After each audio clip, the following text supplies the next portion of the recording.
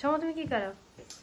আমি আমাদের আব্বা-আম্মুর ফ্লাইটটা একটু লেট মনে হচ্ছিল, আমাদের ধারণা করতেছিলাম। তো এখন আমরা flightstatus.com ওয়েবসাইটে ঢুকে চেক করলাম যে ফ্লাইটটা এইমাত্র নামছে এবং অ্যাকচুয়ালি আমরা উই ওয়ার রাইট যে ফ্লাইটটা 42 মিনিট লেটে ছাড়ছে ইস্তাম্বুল থেকে। আমরা এখান থেকে দেখতে এই কারণে আমরা এই যে তার সাথে যেহেতু আমরা অনলাইনে কন্ট্যাক্ট করতে পারতেছিলাম না, এই কারণে দেখলাম যে এটা এখন স্টকহোমের আকাশে এবং এইমাত্র the flight has landed. So এটা আসলে প্ল্যান ছিল 5:35-এ, কিন্তু এটা আসলে নামলো 6:14-তে। সুন্দর একটা অ্যাপ, তাই না? আমরা পুরোটা সময় ধরে দেখতে পাচ্ছি তারা আকাশের কোথায় আছে। এবং এই কারণে তুমি যখন বললা যে এখন আমরা প্লেনে উঠছে, তখন আমার মনে হলো যে তারা হয়তো আধা ঘন্টা সামথিং লেট। তো now we know that they landed safely. এখন ফোন করেনি, তাই না? না, এখনো ফোন করেনি। আচ্ছা, হয়তো নেমে একটু স্থির হয়ে ফোন দিবে, তাই না? তাই যাচ্ছো? হ্যাঁ, লিডিলে না, এয়ারপোর্টে যাচ্ছি আমরা, তাই না? হ্যাঁ, আমরা এয়ারপোর্টে যাচ্ছি না মা? আসসালামু আলাইকুম, welcome back to Soumya's footsteps. Hello. অন্যান্য দিনের থেকে আজকের দিনটা আমাদের জন্য অনেক অনেক সুন্দর একটা দিন। গতকালকের ব্লগে তো আপনারা দেখেছেন যে কালকে সারাদিন আমরা বেশ ব্যস্ত ছিলাম এবং অনেক কিছু আমরা বাসায় ফিক্স করেছি, অনেক প্রিপারেশন ছিল, কেনাকাটা ছিল। কিন্তু এত কেনাকাটা সবকিছু কাদের জন্য? বাবু, কার জন্য? কে আসতেছে? কে আসছে? বুবু। আর আসছে কে? আর কে? নানা। নানা ভাই আর বুবু আসছে বাংলাদেশ থেকে। জুনাইরা নানা আর নানু আসবে বাংলাদেশ থেকে, তাই না? তো সেও বুঝতে পারছে। তো বারবার কথা বলতেছি, আমরা এয়ারপোর্টে প্রথমে বাংলাদেশ থেকে টার্কি আসলো, টার্কি থেকে কে আসছে আবার বলো, আমার দিকে তাকায় বলো, ওই মার দিকে তাকায় বলো। হ্যাঁ, কে আসছে? আসলে আব্বু ভীষণ লম্বা একটা জার্নি করে আসতেছে বাংলাদেশ থেকে। একদম মানে ঢাকা টু উমিও, মানে আমরা যদিও অনেকবার করছি কিন্তু তারপরে প্রতিবারই এক্সস্টিংই লাগে এবং আই কাইন্ড অফ আন্ডারস্ট্যান্ড যে তারা এখন অনেক টায়ার্ড। সো এখন মানে just within an hour, so আর 1 ঘন্টার মধ্যে তারা উমিওতে পৌঁছে যাবে। আর আমার মনে হয় সবচেয়ে কঠিন লাগে যে জার্নিটা, সেটা হচ্ছে স্টকহোম থেকে উমিওর জার্নিটা, তাই না? তখন মনে হয় যে সুইডেনে চলে আসছি কিন্তু বাসায় এখনো আসেনি। গতকাল রাত থেকে আজকে সারাদিন আমরা বেশ টেনশনে ছিলাম, কিন্তু তারপরে সুবিধা ছিল যে আমরা পুরোটা টাইম তাদের সাথে যোগাযোগ করতে পারছি, তারা যখন এয়ারপোর্টে ছিল ওই সময়টাতে। বাট যারা যখন আকাশে ছিল, মানে প্লেনে ছিল, ওই সময়টাতে আমরা পুরোটা সময় বাসায় বসে তাদেরকে চেক করছি। এবং মানে আমরা যখন ইস্তাম্বুল থেকে স্টকহোমের পথে, তখন তো পুরোটা সময় সৌম্য বসেছিল ল্যাপটপ নিয়ে। আর এখন তারা উমিও থেকে, স্টকহোম থেকে উমিও আসতেছে, তো সৌম্য যে স্টিল আবার এখানে বসা। হ্যাঁ, মানে আমি জাস্ট এইমাত্র অনলাইনে চেক করলাম যে তাদের ফ্লাইট স্ট্যাটাসটা কি। flightstatus.com নামে ওয়েবসাইটে আপনারাও আপনাদের পরিবারের কাছের মানুষরা যখন ফ্লাইটে থাকে, লম্বা কোনো ফ্লাইটে, তখন চেক করতে পারেন। আমরা চেক করলাম, এই যে এখন দেখাইতেছে যে তারা স্টকহোম থেকে ফ্লাইট এইমাত্র ছাড়ছে। সো এই একটা গ্রিন লাইন উঠবে দ্য এন্টায়ার ওয়ে। সো তারা একটু সময় আগাইলেই আমরাও আস্তে আস্তে বাসা থেকে বেরোবো, তাই না? আমরাও মানে রেডি মোটামুটি। সো আমরাও এখন বাসা থেকে বেরোবো আস্তে আস্তে। চলেন যাই এয়ারপোর্টে, আপনাদেরকে সাথে নিব। এবং এই দিনটা আমাদের জন্য অনেক অনেক অনেক অনেক খুশির একটা দিন। এই প্রথম মানে, তাই না সব, মানে আমাদের বাসায়, আমাদের আব্বু আম্মুদের মধ্যে বা বাসা থেকে কেউ এই প্রথম আমাদের সুইডেনে আসছে। সো আমরা খুবই খুবই খুশি, বাট তারা অনেক টায়ার্ড হয়তো। তো চলেন আমরা আস্তে আস্তে এয়ারপোর্টের দিকে যাই। আমাদের বাসা থেকে এয়ারপোর্ট খুব বেশি দূরে না, আমরাও মোটামুটি রেডি। আমরা সারাদিন অনেক কাজ করছি। তো চলো আস্তে আস্তে আমরা এয়ারপোর্টের দিকে যাই। আজকে সারাদিন খুব সুন্দর ওয়েদার থাকলেও এই যে আমরা এখন বেরোবো, এখন বৃষ্টি হচ্ছে বাইরে, ভালো বৃষ্টি হচ্ছে, বোঝা যাচ্ছে কিনা বুঝতেছি না।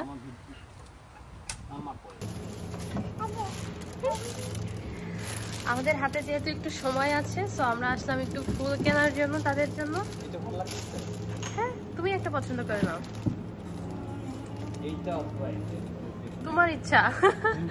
না, তোমার ইচ্ছা, তোমার যেটা বেশি ভালো লাগে সেটা নাও। আজকে পছন্দ করার দায়িত্ব সৌম্যর। ফুল মানে অনেক রকমের ফুল আছে।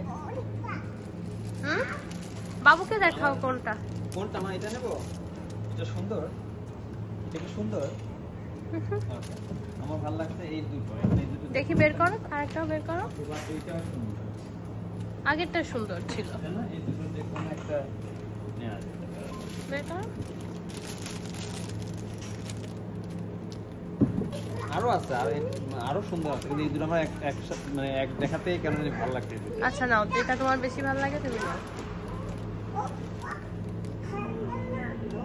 আচ্ছা এটা ওকে জি, এখানে তুমি গাড়ি চালাচ্ছ আজকে? সে যে এখানে গাড়ি চালাচ্ছে। হ্যাঁ হ্যাঁ আমি চলো। ও মাই গড,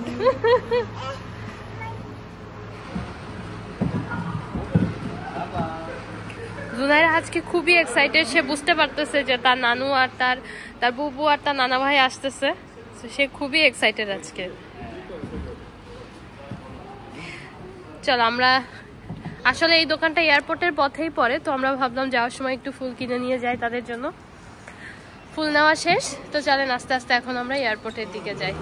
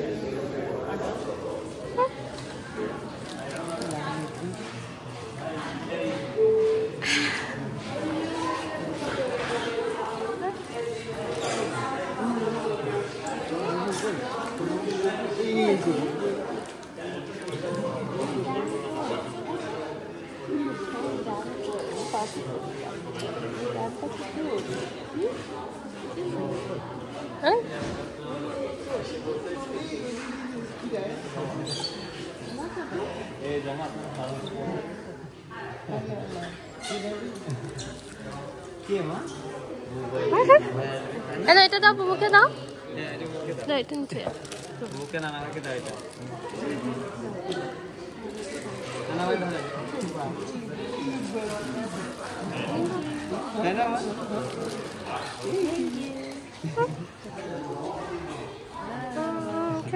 বুঝতে পারছো না কে আসছে? বলবে না, তাই না মা?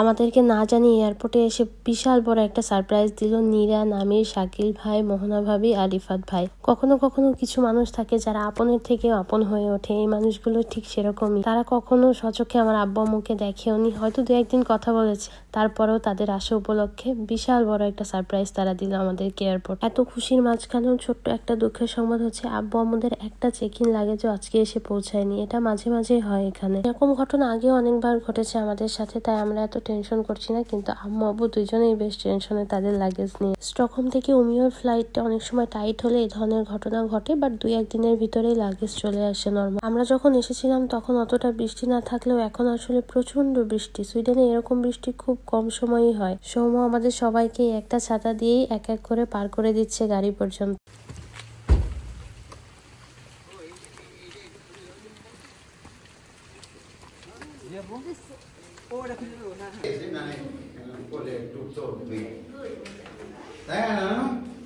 আমরা এখানে চাই না বলে বিশেষ করে যে উঠবা না, কারণ সিঁড়িতে বলে ওঠা আসে না গো।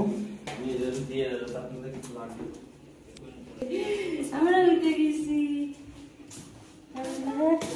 এটা ব্যাগ, চলো তোমাকে দেবা না। ব্যাগে তো লাগেজ মিসিং হওয়ায় জুনাইরার জিনিসগুলো আম্মু তাকে বের করে না দিতে পারলেও এখন দেখছে হ্যান্ডব্যাগের ভিতর কোনো কিছু আছে কিনা যেটা জুনাইরাকে দেওয়া যায়। এরপর আমরা সবাই মিলে একসাথে ডিনার করতে বসলাম। আমরা যখন নভেম্বরে বাংলাদেশে গিয়েছিলাম তখন প্রথমবার আম্মুর সাথে জুনাইরা দেখা হয়েছিল, আর এবার দেখা হলো প্রায় 8 মাস পর। মাঝখানে এই পুরো সময়টাই শুধুমাত্র তাদের দেখা হয়েছে মোবাইলে ভিডিও কলের মাধ্যমে, তাই জুনাইরা তার বউজানকে পেয়ে যেন কোনোভাবেই তার কোল থেকে নামবেন।